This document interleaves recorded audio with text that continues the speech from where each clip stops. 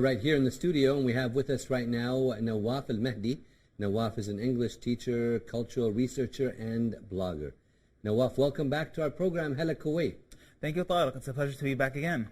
Pleasure to have you with us, and we're going to talk a little bit about reading. Yeah. So reading these days, some people may have passed it over, not really into reading, but we want you to emphasize the importance of reading. So how would you describe reading, please, Nawaf? Okay, so if we're going to talk it more on a general level rather than academic, so reading is basically letting the brain interpret text on writing on a parchment paper or on a sheets or even on walls. So reading as a science, however, it's not about only understanding the text. It's also about interpreting it and letting your brain decide what that message means in a sense. So what are the three main reading skills in your opinion? Right, so reading by itself is already as a skill, but there are some sub-skills you can, look into it before and be engaging through a reading lesson. So you have the pre-reading stage, which means you have to engage the learner into, within a question. It could be a visual realia or like a visual object that would pique their interest. And then you could go into the reading stage by letting them analyze the headline first before proceeding to read, but then guess what could be the topic about.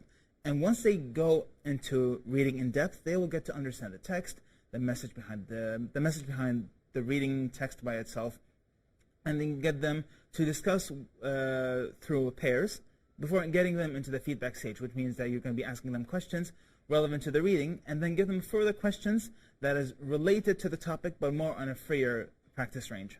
Why is it it seems like now people are not really like before interested in reading? Have you noticed that? Oh yeah, absolutely. So, why is that? What's going on? Yeah, so as an academic, I would say that the reason why has to do with many factors, but the first being that we're living in a very fast-paced age, meaning that social media and electronics are dominating the brain. If you take a look at, for example, 20 years ago, people's attention spans were much higher than today. So there's too much around us keeping us busy? Yeah. It has to do with stimulants. There are a lot of stimulants that goes around, so and not just social media. It has to do with the food that we consume as well. So coffee, energy drinks, it also has a big part of the problem itself. And a lot of the media that we consume are now ranging between 30 seconds to 1 minute. That even has to do with TikTok. Even a lot of children nowadays, they get fidgety. They start to fidget in their seats if they don't have anything that stimulates their brains, and not in a good way, I mean. But another reason why people don't read that much anymore is because we rely too much on quick facts coming from the news itself.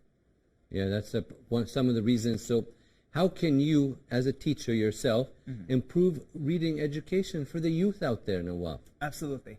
I think one of the suggestions we can do is let the students choose the topics they want to read, but at the same time we have to monitor what they read a little bit, because reading takes certain levels, okay? Because there's a difference between learning to read and reading to learn. Learning to read is just basically learning how sounds are formed, how sentences is being structured, and how the grammatical structures are set when you read a specific text. But reading to learn is when you not only understand the message, you get to interpret it from your own free will, but also letting your opinion shape how the message is introduced to you as well. And when we say reading to learn, it means you have this internal motivation, this intrinsic motivation to consume something that could actually benefit you on the later on. So that's the key, how to get people to do that. Yeah. And to, with, like you just said earlier, all the other things around us, to try, reading, it takes time. Absolutely. The books take time to read, and you may not read it, it takes, days, weeks sometimes. Tell us more about that.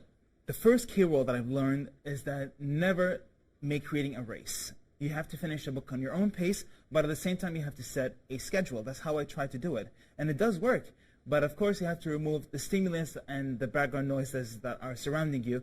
I also believe that when you travel or when you go from different places, you get that stimulation of wanting to read or wanting to do something. So that's a perfect opportunity instead of staying at home all the time. Also, like I said, choose the topics that you want to read first.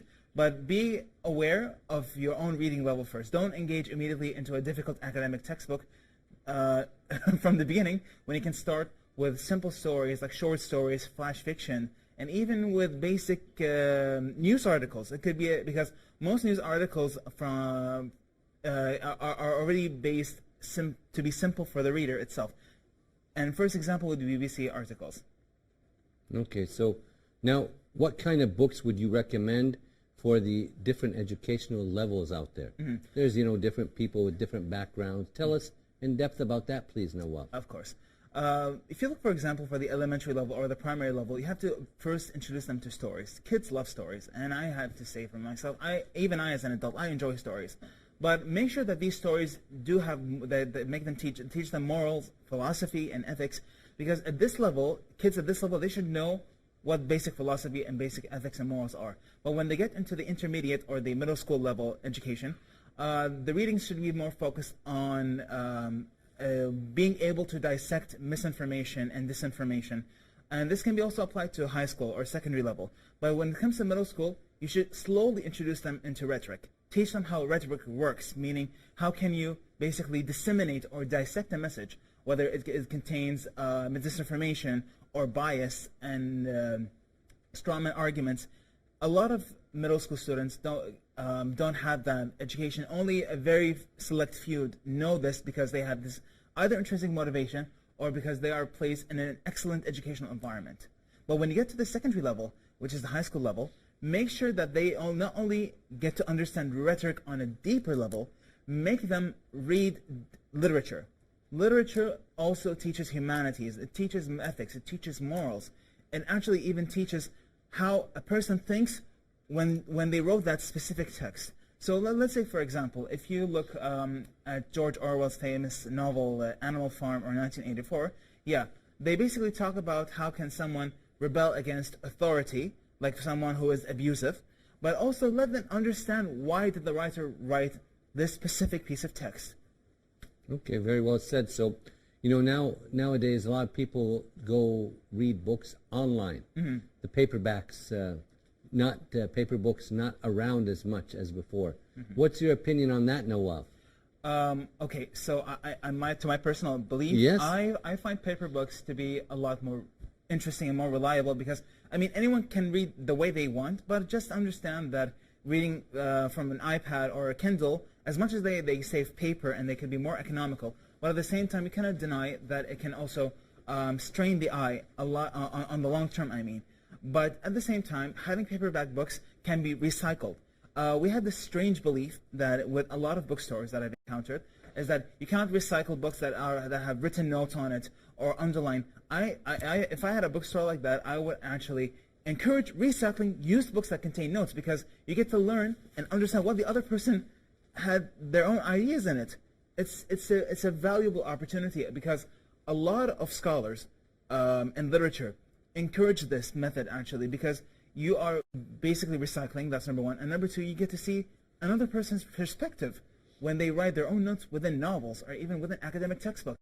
I've seen this example from the film Harry Potter, The Half-Blood Prince, where the main character, Harry Potter, found a book it was a potions book, their own version of chemistry, where they found a lot of footnotes on how to modify specific recipes within this potions book. And this gave me the idea when I was in university, whenever I buy a new book, I have to write every single thought that I have on a specific piece of text, and I get to refer back to it when I do research or when I do a book review. So, do you agree that people are reading less these days? I agree to some extent, actually, but I'm talking about the Middle East, but this also applies to globally speaking. But when we talk about the Middle East, during COVID, a lot of people started to buy books, and that is a good thing because they want to disconnect from social what's media. Going on, yeah, from what's going on, and that is a very good example. I think this generation needs to read a lot more and try. So how can we encourage reading in this very fast-paced age, Nawaf? Of course. Now, the first step has to start with the parents, because remember, kids see, kids do. What I mean by that is that I didn't start reading from my own. I actually observed my parents studying, because when I was very young, my mom was studying for her final exams in medical school, and my father at the same time would return from home and he would read academic textbooks or the newspaper, which encouraged me to mimic them. And this got me into the realm of books. And at the same time, I got a lot of encouragement from my parents to read everything, not just focus on one specific topic, which is unfortunately some kids today and even adults focus on just on one topic instead of delving to other topics. But like I said, don't just start with the family, also start with the school itself and the environment by itself. If teachers can actually be a positive role model by reading and introducing more reading classes and more literacy classes within schools, both public and private, you'll get much better results. So how can someone improve their speed reading, Nawaf? That's an important thing to do. How can someone improve their speed reading? Yeah, so I one time was enrolled in a speed reading class when I was in 11th grade. My mom did that. I mean, speed reading takes time and effort to do that, but one of the you have to have some skills. Like you said, you were enrolled in a class to learn more about it. So the first step you have to do is skimming through the text. Just grab the general idea within the text, like 1, 2, 3, 4, 5, and then close the book and try to remember what the text is reading about, and then open the book again and try to do reading for detail again. But this time, let your eyes quickly scan the text. Do this more than once, but before doing reading in detail. Again, speed reading isn't for everyone, and like I said, reading should not be bound on a race, but it should have a tight schedule when you want to read a book. And you should be realistic about it. So let's say, for example, you want to finish a book that is like 400 pages. Don't say, I'm going to read 5 pages a day. No. Just take things slowly. One day you may read more, one day less, one day maybe nothing. Yeah, and you can even put footnotes, and you can even add bookmarks into it, which helps a lot. But back to speed reading, like I said, there's more than one method. The best method that I've done is through a lot of skimming before going to reading in depth, so I can understand the ideas in depth. So you've told us a little bit about your method. Now elaborate a little bit more about your method of reading for our audience out there. Yeah. If I want to get into a new topic that I'm unfamiliar about, I try to Google it first, and before delving into said book. Now, one of the methods I do is that I usually underline the text that I'm focusing on. Try to look it up on Google and learn more about that specific text, and always try to underline words or jargon meaning the vocabulary which is related to a specific topic. Underline that and try to view them on Google. How can I use them in sentences or in examples, whether in speaking or writing? This helps you a lot because, if there's the visual aspect to this specific jargon, this will help me retain the information a lot faster, or even through video. Another method that I do is buying sticky notes. Yeah, transparent sticky notes can very much help with readers who are either beginner or intermediate, because when you put that sticky notes into these books and you write your own notes onto it, you'll get to retain that information better. You can even write examples from the text that you've read and then apply them in real life if you want. Okay, so that's very nice, and we appreciate your time with us and information as usual. Any last words or comments for the audience watching Hala Kuwait tonight? Absolutely.